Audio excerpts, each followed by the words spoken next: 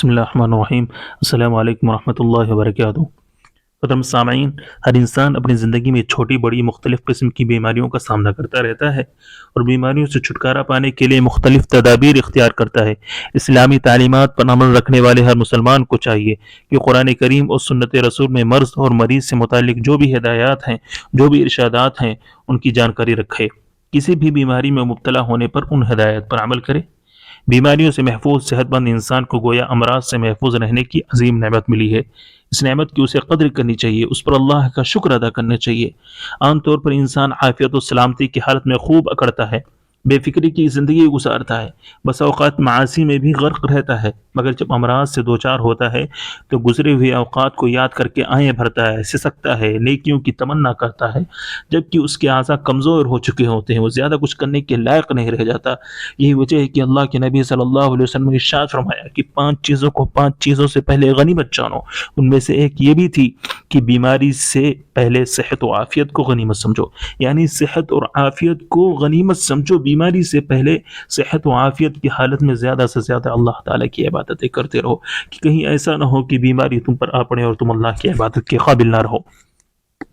हज़रत अब्दुल्लाह बिन अब्बास की एक दूसरी रिवायत में है कि नबी सल्लल्लाहु अलैहि वसल्लम ने फरमाया, दोनों नेमतें ऐसी हैं कि अक्सर लोग उनके ताल्लुक से खसारे और घाटे में रहते हैं, एक सेहत और दूसरी फुर्सत। अमराज से आफ़ियत और जिस्मानी सलामती की कितनी बड़ी नेमत है, इसका अंदाज़ा लगाने के लिए इस हदीस पर गौर करें कि हज़रत उबैदुल्लाह बिन मुहसिन अंसारी रज़ियल्लाहु ताला अन्हु से रवायत है कि रसूलुल्लाह सल्लल्लाहु अलैहि वसल्लम ने इरशाद फरमाया, तुम में से जो शख्स इस हाल में सुबह करे कि अपने घर या कौम के अंदर वो अमन से हो, जिस्मानी लिहाज से आफ़ियत में हो और एक दिन की खुराक उसके पास मौजूद हो, तो गोया उसके लिए दुनिया अपने तमाम तर सादो सामान के साथ जमा कर दी गई। इसीलिए इस अजीम नेमत पर अल्लाह ताला का शुक्र अदा करते रहना चाहिए। हदीथों में इसकी बाकायदा तालीम दी गई है। चुनांचे अबू हुरैरा से मरवी है कि नबी सल्लल्लाहु अलैहि वसल्लम ने फरमाया कि जब तुम में से कोई आदमी सोकर उठे तो ये दुआ पढ़े कि तमाम तारीफ उस अल्लाह के लिए जिसने मुझे जिस्मानी आफियत से नवाजा, मेरी रूह मेरे लिए लौटाया और अपने जिक्र की मुझे तौफीक बख्शी। यही नहीं बल्कि इंसान जब किसी मुसीबत ज़दा भी या बीमारी वगैरह में मुब्तला शख्स को देखे तो उसे फ़ौरन अपनी आफियत और सलामती को याद करके अल्लाह ताला को शुक्र अदा करने चाहिए। जैसे कि हदीस में है कि अल्लाह के नबी सल्लल्लाहु अलैहि वसल्लम ने इरशाद फरमाया कि तमाम तारीफ अल्लाह के लिए है जिसने मुझे इस बला से महफूज और बसलामत रखा जिसमें उसने तुझको मुब्तला किया है और मुझको तुम पर और अपने बहुत से बंदों पर फजीलत बख्शी। ये दुआ पढ़े किसी भी बीमार शख्स को देखकर, तो ये दुआ उसके लिए उस नेमत का शुक्रिया होगी।